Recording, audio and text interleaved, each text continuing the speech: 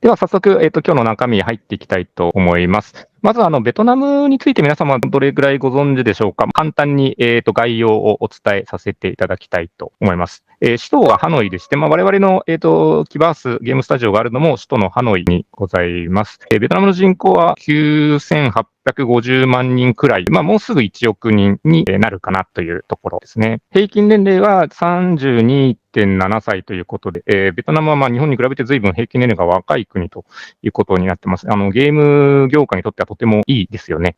タイハーさんに聞きたいと思うんですけども、ハノイと、あと、ホーチミンというのも大きな街で有名だと思いますし、最近は日本だとダナンという街をよく聞くと思うんですけれども、それぞれどういう街かをちょっと簡単にお話しいただいてもよろしいですかね。そうですね。ホーチミンの方は、アメリカの近い、スタイル、生活もそうですね、近いですね。ハノイですと、東京みたいですね。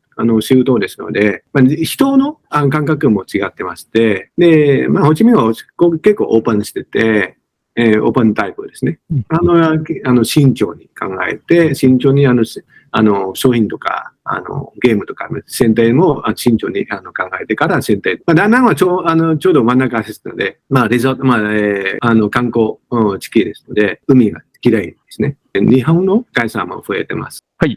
ありがとうございます。では、IT の方に入っていきたいと思うんですけれども、ベトナムってインターネットの普及状況ってどうなんでしょうっていうことなんですが、私よく行きますけれども、ほぼ、どこでもインターネットは使えます。で、スマートフォンの所有率、驚きの 98.1% ということで、ほとんど持ってるという感じなんですけど、ちょっとマンさんの方に、お伺いしたいと思うんですけど、ベトナムでよく使われてる SNS ってどういうのがあるんですかね。トップ3だと Facebook とかインスタですね。で、最近 TikTok が結構流行ってて利用する状況ですね。ありがとうございます。パソコンの所有率が 58.5% ということで、結構高いと思うんですけれども、やっぱりゲームする人はゲーム用のパソコン持ってるんですかね。マンさんどうですか。私は持ってます。この前調査しましたが、60% の中に10%ぐらいですね。ゲーミング、PC を持ってます。仕事じゃなくてゲーム用の人が、この中の1割ぐらい、10%ぐらいはゲームのためにパソコンを買っているということですね。はい。で、ゲーム機に関しては、プレイステーションとかスイッチとかに関しては、所有率 12% ということで、パソコンよりはちょっと低いかなと思います。モバイルゲームと、パソコンのゲームがメインになる。で、その中でも、スマートフォンのゲームが、どうも強そうだというような、状態でございます。で、通信環境ですね。速度なんですけれども、日本と変わらないかなという感じですね。ワンさんにじゃあご質問ですけれども、10年前と比べてかなり最近インターネットの環境はベトナムは変わったんですかね。そうですね。結構もう圧倒的に違いますね。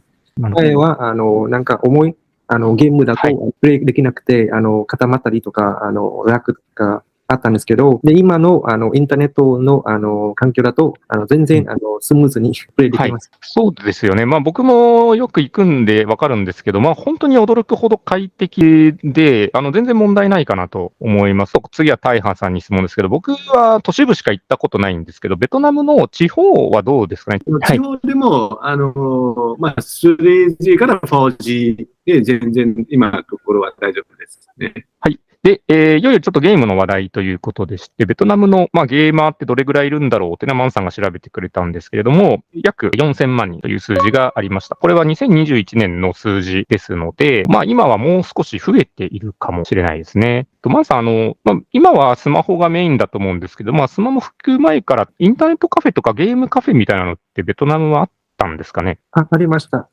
前はゲーマーがプレイするためにインターネットカフェに行きますが、で、今の時代はいろんな目的でインターネットカフェでできますよ。ライブ配信用のルームもありまして、でそこになるほど、なるほど。なんか結構いろいろ充実してますね。配信のブースもあるんですね。はい。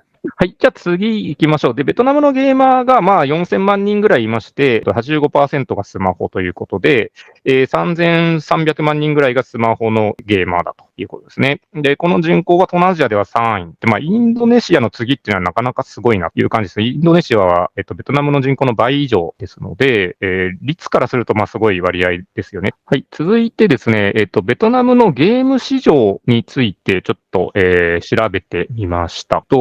ゲーム市場の規模がですね、約6億ドルと円にすると約億円の、市場規模がベトナムのゲーム市場は持っていると。5年で、10億ドルですので、1350億円ぐらいの、市場に、5年でなるだろうと。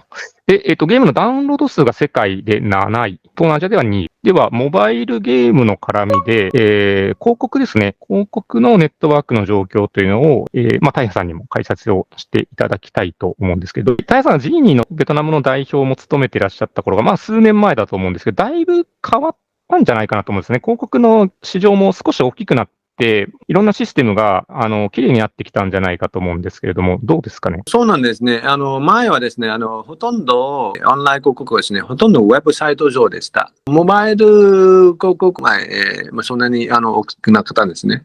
で、最近は、アプリ内の広告が増えてますね。割合としては、だいたいウェブ上ですと7割から6割。アプリ内の広告は今2割か3割ぐらいですね。わかりました。この辺もモバイルが伸びてきているということと、ベトナムの経済が伸びているということで、今後どんどん増えていくのかなと思います。これちょっと皆さん知りたい情報だと思うんですよ。ベトナムってどんなゲームが流行ってるんですかというところで、フリーファイヤーっていうゲーム、実は人気ゲームで、トップだったんですよね。マンさん、フリーファイヤーとどんなゲームかちょっと簡単に教えてもらっていいですかね。自分のキャラクターがいろんなスキルがついていて、でそのスキルを使ってゲームをプレイするんですね。バトルロワイヤルみたいなゲームですかね。ベトナムの、アップストアですね。iOS のアップストアのトップチャートですね。まずはちょっと一番上のライフメイクオーバーって、これはどんなゲームなんですかね。これは主に女性向けのゲームなんですけど、自分が一つのキャラクターが持っていて、で、そのキャラクターの服装とかメイクアップとか髪型とかチェンジできるんですよ。じゃあ女性向けのゲームが1位ってすごいですね。Android の方も見てみたいと思います。全然違う感じなんですが、やっぱり iOS、iPhone は女の子が持ってて、Android は男の子が持ってるっていう感じなんですかね。そうですね。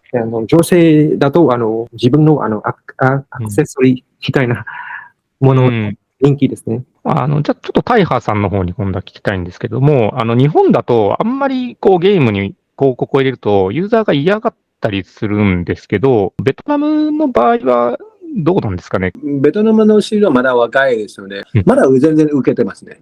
新しい市場だから、それはそれで大丈夫みたいな感じ。わかりました。ありがとうございます。はい。今のランキング、ベトナムで人気のランキングでしたけれども、ベトナム産のゲームをちょっとご紹介をしたいと思います。左上、これ皆さん知ってますよね。フラッピーバードっていうスマートフォンとかでめちゃくちゃ流行ったゲームです。今日初めて知った人もいるんじゃないかと思います。これベトナムのゲームですね。で、真ん中にあるのが、これがフリーファイヤー、さっきモバイルでランキングの上の方にいた。これもベトナム産のゲームです。この左下の赤いやつ、サントラングって読めばいいんですか？マンさんこれどういうゲームですかね？これはホラーゲームですね。で実際のベトナムのハノイの街、シーンにしてゲームを作っているんですけど、ベトナムに流行ってるんですね。わかりました。ありがとうございます。